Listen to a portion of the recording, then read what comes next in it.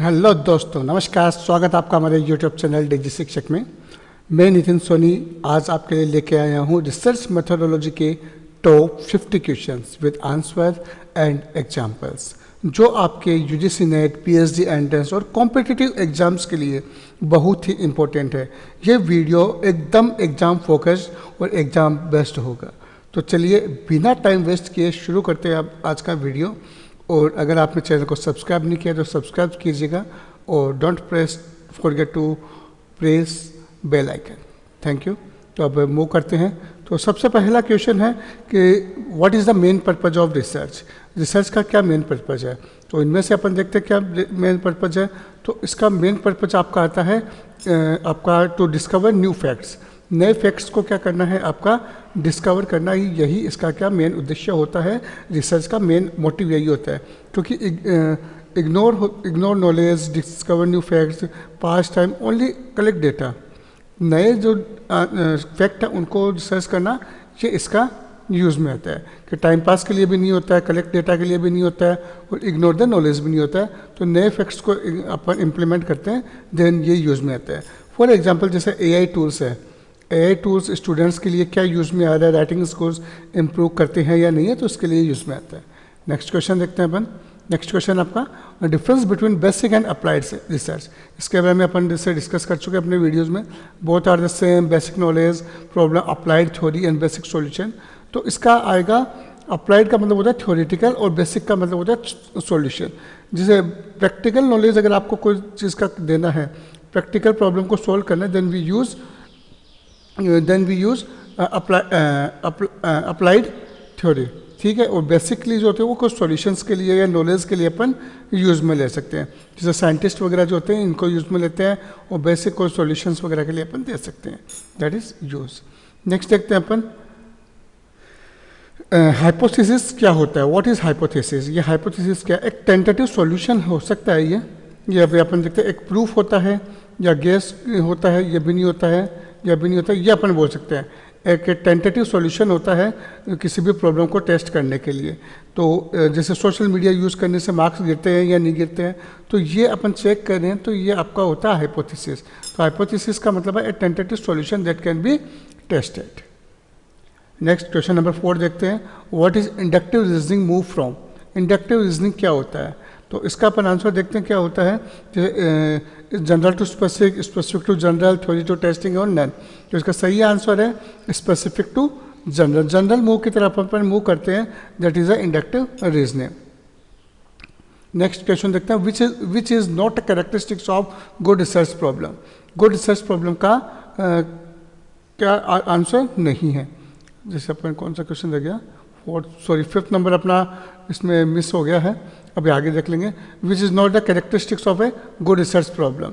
तो good research problem का नहीं है। क्या कैरेक्टरिस्टिक? क्लियर होना चाहिए, रिसर्चेबल होना चाहिए, व्यग नहीं होना चाहिए, ये नहीं होना चाहिए, स्पेसिफिक होना चाहिए। तो इसका सही आंसर अपने पास व्यग्यू नहीं होना चाहिए। ये सारी चीज़ें उसमें होनी चाहिए आपकी। नेक्स्ट देखते हैं अपन क्वेश्चन नंबर 7। इंडिपेंडेंट वेरिएबल का मतलब क्या होता है? जो रिसर्चर जिसे कंट्रोल करता है वो आपका क्या कहलाता है? इंडिपेंडेंट वेरिएबल कहलाता है। तो इसका अपन बोल सकते हैं factor that is change and control. जो फैक्टर चेंज होते हैं, कंट्रोल किया जा सकता है, that is the independent control. Researcher के हाथ में होता है उनको कंट्रोल करना, रिसर्चर उनको यूज में लेता है। जैसे कि मैं बात करूं, जैसे स्लिप हावर है। स्लिप हावर्स के अंदर आप इंडिपेंडेंट है और आपका एग्जाम स्कोर्स है वो क्या है, आपका डिपेंडेंट है। ये दोनों अलग अलग वेरिएबल हो गए, जिसको कंट्रोल किया जा सके यूजर के थ्रू, वो इंडिपेंडेंट वेरिएबल होता है। नेक्स्ट देखते हैं अपन qualitative research deals with. Qualitative research क्या है? क्वालिटेटिव रिसर्च किसके साथ काम करती है? जैसे अपन डिस्कस कर चुके हैं कि नॉन न्यूमेरिक डेटा, जो फीलिंग्स और वर्ड्स के साथ में जो वर्क करता है, that is the qualitative data. Qualitative मतलब क्वालिटी के ऊपर काम करता है। ये आपका इंटरव्यू हो गया, इनके सर्वे हो गया, इनके थ्रू एक पर्टिकुलर ग्रुप को रिसर्च किया जाता है, that is the qualitative research method. Next देखते हैं अपन क्वेश्चन नंबर 9। क्वेश्चन नंबर 9 बोलता है क्वांटिटेटिव रिसर्च डील्स विद। अब यह है क्वांटिटेटिव रिसर्च क्या होता है? क्वांटिटेटिव रिसर्च का मतलब होता है, जैसे एज अपन नेम से देख रहे हैं, क्वांटिटेटिव वर्ड्स में नहीं होता है, स्टोरीज में नहीं होता है, कल्चर नहीं होता है, तो that is the numerical data, जिसमें कोई फिगर होता है, ठीक है, जिसमें कोई रिजल्ट आता है, नंबरिंग आती है, जैसे 33%, 44%, 50%, जो भी रिजल्ट आप प्रोवाइड करा रहे हो that is provided by the quantitative research. Next अपन देखते हैं empirical research is based on. Empirical research क्या होता है? Believe, theory, observation and experiment. तो इसका मतलब होता है ऑब्जर्वेशन और एक्सपेरिमेंटल पे ये डिपेंड होता है आपका एम्पेरियल स्टडी। जैसे कि अपन मार्केट में सर्वे करते हैं या टूथपेस्ट कोई नया अपन टूथपेस्ट आ रहा है उसके ऊपर आपको सर्वे कर रहे हैं, तो सर्वे जहाँ पे होता है, ऑब्जर्वेशन जहाँ पे ली जाती है, एक्सपेरिमेंट जहाँ किया जाता है, वो एम्पेरियल रिसर्च कहलाती है आपकी। नेक्स्ट अपन देखते हैं लॉन्गिट्यूड रिसर्च में same group study over a long time, different group study of one point of time, historical study and experimental study. तो इसका मतलब होता है सेम ग्रुप के ऊपर एक लॉन्ग टाइम के लिए, लॉन्गिट्यूड मतलब लॉन्ग टाइम के लिए अगर आप यूज में ले रहे हैं कोई स्टडी को, that is a longitude study. Question number 12 देखते हैं अपन, क्रॉस सेक्शनल स्टडी क्या होता है? What do you mean by cross sectional study? तो इसका अपन आंसर देखते हैं। आंसर क्या होगा आप देखिए, इसका आंसर होगा different groups at the same time. Different group होते हैं, उनको सेम टाइम के ऊपर अगर आप चेक करते हैं that is a cross sectional study. जैसे क्लास 6, 7, 8, 9 और 10, 5 क्लास से इनको मैं कंपेयर करना चाहता हूँ कि कौन सा क्लास किस तरीके से रिजल्ट दे रहा है, that is a cross sectional study. Next अपन देखते हैं क्वेश्चन नंबर 13, व्हाट इज, ये थोड़ा सा ये क्वेश्चन स्किप हो गया, क्वेश्चन नंबर 5 वाला ही आ गया, वो स्किप हो गया था, ये अपन बाद में देखेंगे। क्वेश्चन नंबर 13 देखते हैं, what do you mean bye exploratory research? जब प्रॉब्लम क्लियर नहीं होती है तब अपन यूज में लेते हैं एक्सप्लोरेटरी रिसर्च को। जैसे कि जब प्रॉब्लम क्लियर नहीं हो तो अपन बोल सकते हैं क्लियरली डिफाइंड नहीं, problem is unclear need exploration, ये अपन बोल सकते हैं। Numbers no, none no, then इसका आंसर होगा प्रॉब्लम अनक्लियर हो, नीड फॉर एक्सप्लोरेशन, जिस पे आप प्रैक्टिकल कुछ करना चाहते हैं, कुछ प्रैक्टिकल नॉलेज आप देना चाहते हैं, कुछ आप उसके अंदर और रिसर्च करना चाहते हैं, उसको एक्सप्लोर करना चाहते हैं, तो वो आपका क्या कहलाता है? Exploratory research. जैसे मेटावर्स का एजुकेशन पे क्या इफेक्ट होगा, आपको फेसबुक वगैरह है तो फेसबुक वगैरह का स्टूडेंट की स्टडी पे क्या इफेक्ट होता है, ये आप चेक कर सकते हो with the using of exploratory research. Question number 14 देखते हैं अपन, what do you mean by descriptive research? Descriptive research का क्या मतलब होता है? तो इसका मतलब होता है describe fact and information. Information और फैक्ट्स को अगर आप डिस्क्राइब करना चाह रहे हो तो आपका क्या यूज़ में लिया जाता है? डिस्क्रिप्टिव रिसर्च यूज़ में लिया जाता है। फॉर एग्जांपल जैसे लिटरेसी रेट है, ठीक है, लिटरेसी रेट है, उसको आप शो करना चाहते हैं, then you use descriptive research. मतलब एक पर्टिकुलर ग्रुप है, उसके ऊपर आपने चेक किया, फैक्ट्स को डिस्क्राइब कर रहे हो कि पहले इतने पढ़ते थे आज इतने कम पढ़ रहे हैं, that is a descriptive research. Next देखते हैं अपन क्वेश्चन नंबर 15। क्वेश्चन नंबर 15 बोलता है एनालिटिकल रिसर्च का एम क्या है? What is the aim of analytical research? तो डेटा को एनालाइज करना, इंटरप्रेट करना, यही इसका एम होता है। तो क्वेश्चन इसका आंसर होगा बी। तो यहाँ पे अपन बोल सकते हैं कि डेटा को एनालाइज करना, इंटरप्रेट करना इसका आंसर है। अपन एग्जांपल लेते हैं, वाई रूरल स्टडी और अर्बन स्टडी में डिफरेंस क्यों है? जैसे इन डेटा को अपन एनालाइज करेंगे, एक तो अपन रूरल स्टडी को चेक करें और एक अपन अर्बन स्टडी को चेक करें कि भाई यहाँ पे तो इतना क्यों पढ़ रहे हैं और यहाँ पे बच्चों की परफॉर्मेंस डाउन और यहाँ पे अपर क्यों आ रही है। या फिर अपन ऐसे बोल सकते हैं कि रूरल स्टडी के अंदर हेल्थ अच्छी होती है, अर्बन के अंदर हेल्थ कम है, तो ये क्यों है? ये अब जब ग्रुप्स को आप कंपेयर कर रहे हो तो एनालाइज कर रहे हो, तो ये आपका क्या कहलाता है? Analytical study. Next question number 16 देखते हैं, action research is useful for. Action research क्यों यूज में आता है, किसके लिए यूज में आता है? ठीक है, तो ये अपन बोल सकते हैं साइंटिस्ट के लिए तो अप्लाइड आता है, या बेसिक बोल सकते हैं। टीचर्स और पार्टिसिपेंट्स के लिए अपन बोल सकते हैं ये रिसर्च यूज में आती है। तो अपन जब टीचर्स या पार्टिसिपेंट्स प्रैक्टिशनर्स के लिए यूज में लेते हैं तब ये रिसर्च यूज में आती है।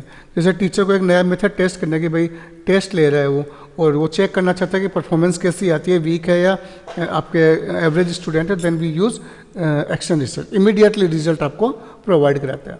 रिसर्च डिजाइन क्या है? रिसर्च डिज़ाइन क्या कहलाता है, क्या क्या बोलते हैं? जैसे इसका वीडियो कल मैंने अपलोड भी किया था, क्या होता है, तो it is the blueprint of research. एक रिसर्च का ब्लूप्रिंट होता है कि किस तरीके से रिसर्च को काम किया जाना है, यह कहलाता है आपका रिसर्च डिज़ाइन। क्वेश्चन नंबर 18 देखते हैं, प्रोबेबिलिटी सैम्पलिंग क्या कहलाती है? प्रोबेबिलिटी सैम्पलिंग क्या है? ये आपका कहलाता है no equal chance to no equal chance, यानी कहलाता है, अपन इसको बोल सकते हैं, 18 नंबर का क्वेश्चन है, इसका आंसर अपन बोल सकते हैं कि equal chance to for all, equal chance for selection, अपन इसका आंसर लेके चलते हैं बी, इक्वल चांस सबको दिया जाता है, that is the probability sampling. Question number अपन देखते हैं 19 का आंसर आता है नॉन प्रोबेबिलिटी सैम्पलिंग इंक्लूड, तो कन्वीनियंस एंड क्वाटा इसका आंसर रहेगा। क्वेश्चन नंबर 20 का स्नोबॉल सैम्पलिंग यूज फॉर, इसका आंसर आता है hidden populations. Question number 21, cluster sampling का मतलब क्या होता है? क्लस्टर सैम्पलिंग क्या कराती है? तो ये डिवाइड करता है पॉपुलेशंस को डिफरेंट पार्ट्स में, इसका आंसर है B, dividing population in cluster and randomly choose for some clusters. Next question number 22, pilot study का मतलब क्या होता है? पायलट स्टडी क्या होती है? इसमें क्या ट्रायल किया जाता है फाइनल स्टडी से पहले, दैट इज द अपन बोलते हैं स्मॉल ट्रायल स्टडी आपका कहलाती है पायलट स्टडी। क्वेश्चन नंबर 23 देखते हैं अपन, वैलिडिटी का मतलब क्या है? What do you mean bye validity? Validity का मतलब होता है कि जिसमें मेजर किया जाता है वो वही मेजरमेंट आए, दैट इज द वैलिडिटी। जैसे math test should be measure test math, तो इसमें करेक्ट मेजरमेंट आपका आंसर आता है, ठीक है, बी आंसर इसका होगा कि जो test measurement what suppose to be measure, जो सोचा जा रहा है वही आए, तो ये इसका बी आंसर होगा। नेक्स्ट क्वेश्चन नंबर 24, रिलायबिलिटी का मतलब क्या होता है? रिलायबिलिटी का मतलब होता है कंसिस्टेंसी ऑफ रिजल्ट, तो कंसिस्टेंसी ऑफ रिजल्ट अपन आप इसका आंसर दे सकते हैं, आंसर ए आएगा कि जो कंसिस्टेंट और रिजल्ट जो रिपीट जो आज टेस्ट किया है वही टेस्ट कल आए, that is the consistency of result. Question number 25 primary data क्या कहलाता है? प्राइमरी डेटा आपका जो डायरेक्ट कलेक्ट किया जाता है वो प्राइमरी डेटा कहलाता है, collected by the researcher directly, that is known as the primary data. Next है सेकेंडरी डेटा क्या कहलाता है? सेकेंडरी डेटा जो ऑलरेडी अवेलेबल हो न्यूज़पेपर वगैरह से जो लिया जाता है वो आपका क्या कहलाता है? आपका सेकेंडरी, गवर्नमेंट रिपोर्ट बुक्स वगैरह से आप यूज में लेते हैं वो आपका कहलाता है secondary data. Question number 27 questionnaires क्या होती है? क्वेश्चनरीज का मतलब है कि आप कोई भी क्वेश्चंस वगैरह यूज में लेते हैं, set of questions, that is the questionnaires, इसमें पूछा जाता है लोगों से। क्वेश्चन नंबर 28 देखते हैं, 28 में पूछा गया है कि what is the Likert scale use for, ये थोड़ा सा इंपॉर्टेंट है। ये जैसे एग्रीमेंट लेवल होता है कि कितना एग्रीमेंट लेवल है, कि ऑनलाइन क्लासेस कितना इफेक्टिव है, स्ट्रांगली एग्री करते हैं या फिर कम लोग एग्री करते हैं, that is the Likert scale, तो इसका आंसर होगा एग्रीमेंट लेवल, बी इसका आंसर होगा, बी आंसर इसका सही होगा। नेक्स्ट अपन देखते हैं क्वेश्चन नंबर 29 में नॉमिनियल स्केल एग्जाम्पल इज, नॉमिनियल स्केल का एग्जाम्पल है जैसे कि अपन यूज में ले सकते हैं इसमें नॉमिनियल स्टडी के अंदर मेल एंड फीमेल, तो जेंडर्स वगैरह जो यूज में लिए जा रहे हैं वो आपका नॉमिनियल स्केल होता है। ऑर्डिनल स्केल का मतलब क्या होता है? ऑर्डिनल स्केल का मतलब होता है कि रैंक इन द क्लास, मतलब टॉप एंड बॉटम वगैरह जो शो किया जाता है वो ऑर्डिनल स्केल के अंदर शो किया जाता है। इंटरवल स्केल क्या होता है? इंटरवल मतलब जो चेक किया जाता है मिड में जो आता है, इसका कभी मिड आ सकती है, कभी टॉप वैल्यू आ सकती है, that is the Celsius and temperature, ये अपन यूज में ले सकते हैं, इसके अंदर फिक्स नहीं होती ये वाली वैल्यू। नेक्स्ट देखते हैं अपन क्वेश्चन नंबर 32 में रेशियो स्केल्स क्या होता है? जैसे वेट को वगैरह को अपन चेक करते हैं, कभी ज़्यादा कभी कम, तो that is the weight in kg, that is the true zero exist, मतलब जिसमें जीरो भी एग्जिस्ट कर सकता है, ये इसमें अपन कि वेट हो ही नहीं तो भी तो हो सकता है ना, तो दैट इज द वेट। अपन देखते हैं क्वेश्चन नंबर 33, क्वेश्चन नंबर 33 में ट्रायंगुलेशन का मतलब क्या होता है? ट्रायंगुलेशन का मतलब है multiple method for accuracy, multiple methods अगर अपन यूज में ले रहे हैं तो वो आपका क्या कहलाता है? ट्रायंगुलर मेथड कहलाता है। क्वेश्चन नंबर 34 अपन देखते हैं, what do you mean by descriptive statistics include, तो डिस्क्रिप्टिव में क्या होता है? जो मीन मोड मीडियन एसडी वगैरह अपन जो यूज में लेते हैं ये डिस्क्रिप्टिव स्टडी के अंदर यूज में आते हैं। Question number 35 parametric sets used when, कब यूज़ में लिया जाता है, पैरामीट्रिक सेट कब यूज़ में लिया जाता है, तो ये आपका यूज़ में जाता है नॉर्मल डिस्ट्रीब्यूशन और लार्ज सैम्पल स्केल्स के लिए अपन यूज़ में लेते हैं। क्वेश्चन नंबर 36 देखते हैं, नॉन पैरामीट्रिक टेस्ट क्या कहलाते हैं, क्या होते हैं नॉन पैरामीट्रिक टेस्ट क्या होते हैं, जिनको डिस्ट्रीब्यूशन अजम्पशन नहीं किया जा सकता है, no assumption about the distribution, that is the non parametric test. Next देखते हैं अपन क्वेश्चन नंबर 37, चाई स्क्वायर टेस्ट यूज, जब कैटेगरियल को डेटा हो, कैटेगरी में कोई डेटा हो, तब अपन क्या यूज में लेते हैं, चाई स्क्वायर मेथड को अपन यूज में लेते हैं। नेक्स्ट देखते हैं क्वेश्चन नंबर 38, टी टेस्ट कब यूज़ में लिया जाता है, जब आपके दो ग्रुप को अगर आप कंपेयर करें, दो ग्रुप को ए या बी को आप जब कंपेयर करें, then we use the t test method. और जब मल्टीपल ग्रुप आपका यूज़ में लिया जाए, then we use ANOVA method, analytical variations जिसे अपन बोलते हैं, ये यूज़ में जाता है, 3 या 3 से ज़्यादा ग्रुप को अपन यहाँ पे यूज़ में ले सकते हैं। क्वेश्चन नंबर 14, कोरिलेशन क्या होता है, रिलेशनशिप बिटवीन स्ट्रेंथ अगर आपका यूज में लिया जा रहा है, then we use the correlation measurement.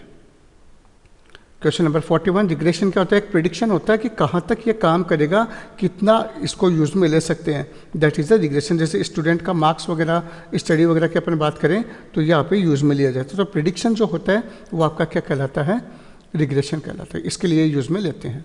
Next है स्टैंडर्ड डेविएशन क्या होता है, 42 क्वेश्चन है, स्टैंडर्ड स्प्रेड ऑफ डेटा, मतलब कितना डेटा को अपन स्प्रेड कर सकते हैं, that is the standard deviation. Question number 43, hypothesis test involve, क्या क्या यूज में लिया जाता है हाइपोथेसिस में, कलेक्ट डेटा ओनली नहीं यूज में, पहले हाइपोथेसिस सेट की जाती है, उसका सिग्निफिकेंस टेस्ट किया जाता है, एक्सेप्ट होती है या रिजेक्ट होती है या चेक किया जाता है। तो ये थोड़ा सही लग रहा है मेरे को। गेस रिजल्ट नहीं, ये भी नहीं बोल सकते अपन, अजम्पशन, गेस नहीं बोलेंगे, अजम्पशन ले सकते हैं, नन नहीं होगा, तो इसका आंसर अपन लेते हैं बी, इसका सही आंसर होगा कि सेट करना हाइपोथेसिस को, उसको सिग्निफाई करना, टेस्ट करना, उसका रिजल्ट एक्सेप्ट या रिजेक्ट करना। नेक्स्ट देखते हैं 42, टाइप 1 एरर क्या होता है, टाइप 1 एरर कुछ एरर्स होती है कि क्या रिजल्ट आते हैं, उसको अपन डिफाइन करते हैं। तो टाइप 1 एरर को अपन हमेशा बोलते हैं फॉल्स पॉजिटिव, या तो फॉल्स पॉजिटिव जब रिजल्ट आ रहा है, that is a type 1 error. Type 2 error भी अपना यूज में आता है। तो what is a type 2 error is, type 2 error is false negative, false negative आपका नेगेटिव होता है। और टाइप 1 एरर जो होता है, ओनली टाइप 1 की बात करें तब फॉल्स पॉजिटिव, और टाइप 2 की बात करते हैं देन फॉल्स नेगेटिव रिजल्ट। ये दो तरीके के रिजल्ट आप पे शो किए जाते हैं इन एरर्स के अंदर। नेक्स्ट अपन देखते हैं पी वैल्यू लेस देन 0.05 का मतलब क्या होता है। ये थोड़ा सा मैथमेटिकल क्वेश्चन है, तो ये एक सिग्निफिकेंट है कि रिजल्ट क्या है, रिजल्ट का सिग्निफिकेंट प्रोवाइड कर रहा है कि रिजल्ट आपका सही आ रहा है, तो it is a result significant. Question number 47 अपन देखते हैं, Cronbach alpha test use for, किस लिए यूज में लिया जाता है। तो ये यूज में लिया जाता है रिलायबिलिटी को चेक करने के लिए कि इंटरनल कंसिस्टेंसी अगर आप चेक करें then it use for check, तो ये रिलायबिलिटी को प्रोवाइड कराता है। नेक्स्ट देखते हैं अपन 48 नंबर क्वेश्चन, कंटेंट एनालिसिस क्या कहता है। कंटेंट का मतलब होता है कोई डेटा वगैरह, कोई मीडिया फाइल्स वगैरह अगर अपन यूज में ले रहे हैं then it use for text document and media files, तो ये अपन यूज में लिया जाता है, इसका आंसर होगा B, text and media study के लिए अपन यूज में लेते हैं, कंटेंट स्टडी। नेक्स्ट देखते हैं अपन पॉपुलेशन रिसर्च का मतलब क्या होता है। पॉपुलेशन रिसर्च का मतलब है कि पूरे ग्रुप को अपन क्या इंटरेस्ट है उसके बारे में अगर अपन चेक करना चाहते हैं तो that is the whole group interest, पूरे पॉपुलेशन को अपन चेक करें दैट इज़ द उसका इंटरेस्ट अगर अपन को चेक करना है दैट इज़ द पॉपुलेशन। जैसे एक पर्टिकुलर एरिया के अंदर कितने लोगों को पार्ले जी पसंद है, तो ये मेरे को चेक करना है, वो पूरे ग्रुप का चेक करना है, that is the population. Next sample क्या होता है रिसर्च में। देखिए जैसे पॉपुलेशन को चेक किया उसी तरह ये सबसेट कहलाता है, ये थोड़ा सा इंपॉर्टेंट क्वेश्चन भी बोल सकते हैं अपन, it is the subset of population. Population का ये सबसेट होगा कि भाई पूरे ग्रुप को नहीं चेक किया जाता, रैंडम डेटा को नहीं चेक किया जाता, नन, ये तो एक सबसेट ऑफ द पॉपुलेशन अपन बोल सकते हैं। तो ये था अपना आज के 50 क्वेश्चन। तो दोस्तों ये रिसर्च मेथोडोलॉजी का टॉप 50 क्वेश्चन अपन ने डिस्कस किए हैं तो विद आंसर्स, और अगर आप इन्हें रिवाइज करते रहेंगे या इनको आप देखेंगे तो आपके एग्ज़ाम का बेस यही है।